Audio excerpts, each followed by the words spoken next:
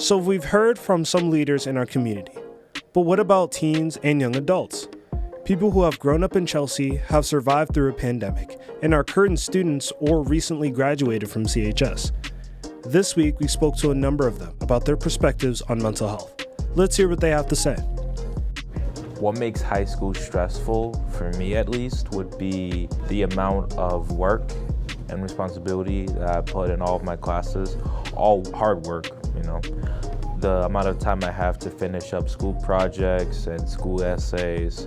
I think what makes high school stressful is getting good grades and the pressure of doing good and performing well.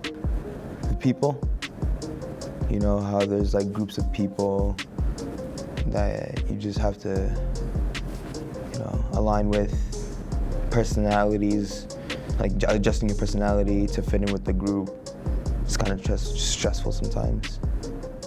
What things stressed me out the most when I was a teenager? I would say trying to find a way to fit in. School was probably the biggest thing on my mind. Colleges, applying to school, doing everything I needed to get into school. That was very stressful. Speaking in the classroom, answering questions or being called upon. I was a very quiet teenager in the classroom, so although I knew responses and did really well in class, I did not like public speaking at all. Some of the things that stressed me out, definitely schoolwork. Time management, I wasn't very good at that back then. And relationships. Getting schoolwork done, taking tests, those were super stressful, especially when it came to taking the MCAS, SATs. I remember being super stressed out in those moments. So I think as a teenager, it's really hard to know who you are, and then you have to try to fit in somewhere so that you don't have a rough day at school, and then you have to fit in like at home. So I think that was the toughest thing when I was a teenager. All the drama that goes on in high school sometimes when, friend groups and different things like that. Personally, for me, that's what's so stressful. It's kind of like fending for yourself. I think that in high school, a lot of us don't usually focus on finding our identity, and I think that our schools could do a better job at not focusing so much on academics and also helping students find their identity and their place in the world. Mental health is important to me because people need to let out. I think people need to say how they feel about certain things that are within themselves, the problems that they have within themselves. I think it's so important for the Chelsea community to talk about mental health because not only is it relevant in society, but it's relevant for a lot of us that represent different identities. Like, for example, I'm not only a blind person, but I'm a Puerto Rican woman and first-generation college student, and that comes with a lot of pressure to succeed and to do your best. Then on top of that, to have mental health struggles. We are a community that has undergone a lot of trauma. And in order for us to be able to achieve our highest health potential, we have to be able to address mental health and that relationship with ourselves and then with our past, heal our wounds in order to allow for new positive experiences. My favorite things I like to do to de-stress would be listening to hip-hop music. After school, I go home. I like to put me on some Kanye West or MF Doom on my phone and just, listen to their music. I personally like to read books. I also like to go outside in nature and hang out with my sisters. And I also like to meditate. Sometimes listening to music and just walking just helps me clear the mind, helps me observe what's around me, helps me look at the little things throughout the day that make me happy.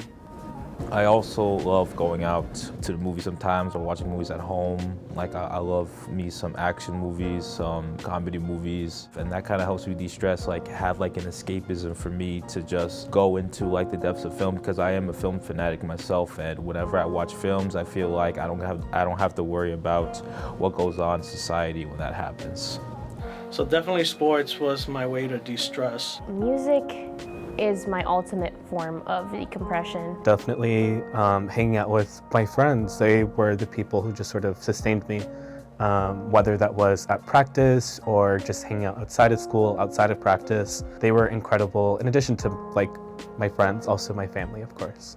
When I was here in this cafeteria downstairs, we would sit on a table right next to the Red Devil store, and our table really consisted of just a blend of different cultures, and learning about the different cultures, learning about the food was just really fascinating, and it was really exciting to learn that, and that was something that I think I'm always happy about, and when I think back to it, just feel like a spark of joy. When I was at Chelsea High as a student, I took a television production class as one of my electives, and I was able to be part of creating our class video and also being a part of the building of the school. So that was a very proud moment. Mental illness, honestly, was so taboo. I went to school from 2003 to 2007 here at the Chelsea High School, and never once did we speak about mental illness in class or even in health classes. At home, definitely no one brought it up. It was if you were feeling sad, if you were feeling stressed out, you kind of just pushed through it, it just kept going. But it wasn't a topic that was brought up at home or in school for me. When I was younger, I wish they would have said it was okay. A lot of my family members would not accept mental health. They would say you can push through whatever it is without really having tools to do that. So I wish that I had someone in my life to give me those tools and ways to deal with how I was feeling. I wished I would have known some of the root cause of my feelings of distress or destructive feelings, or what the root of my anger was as a teenager, what the root of my sadness had been.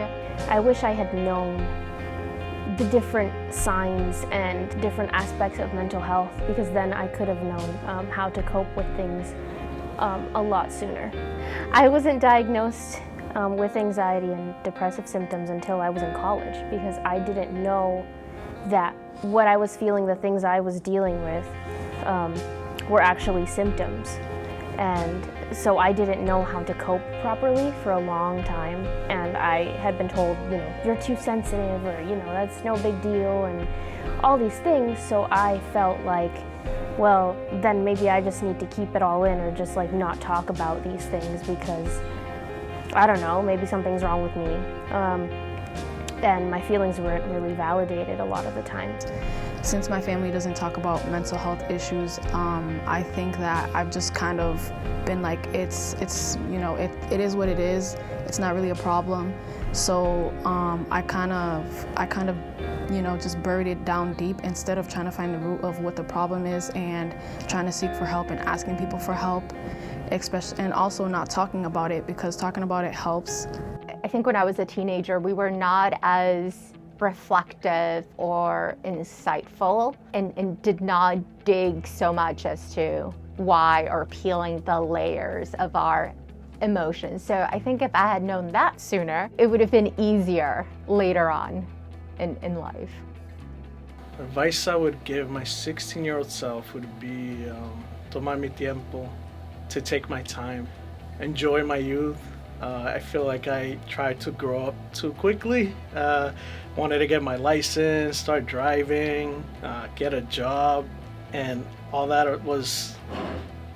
I put more stress on myself than I needed to.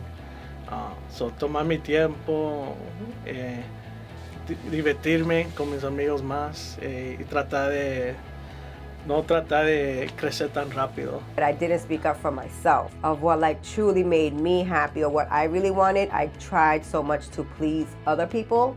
Try to not be argumentative or have an argument, but just say, hey, I didn't want to do that, or I don't want to do that, versus, okay, I'll do it just because you wanted to. I was a very much people pleaser and not so much worried about myself. And I think it's okay to be selfish sometimes for your own mental health.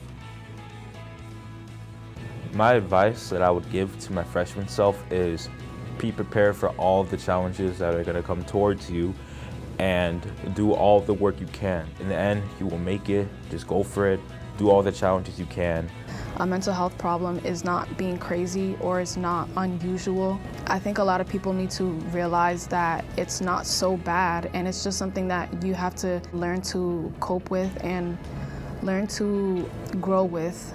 I'm so proud to be back here in the same school that I graduated in, working with some of the teachers that were my former teachers. You know, you always say you want to give back to the community, and I feel like this is my way to do that. I love Chelsea, I love this community, and I'm so happy that I'm able to work here to guide students, you know, just like I was, to tell them about the mistakes that I made and help them learn and guide them in the right direction. Now that we heard from these perspectives, next week we are going to talk with health professionals.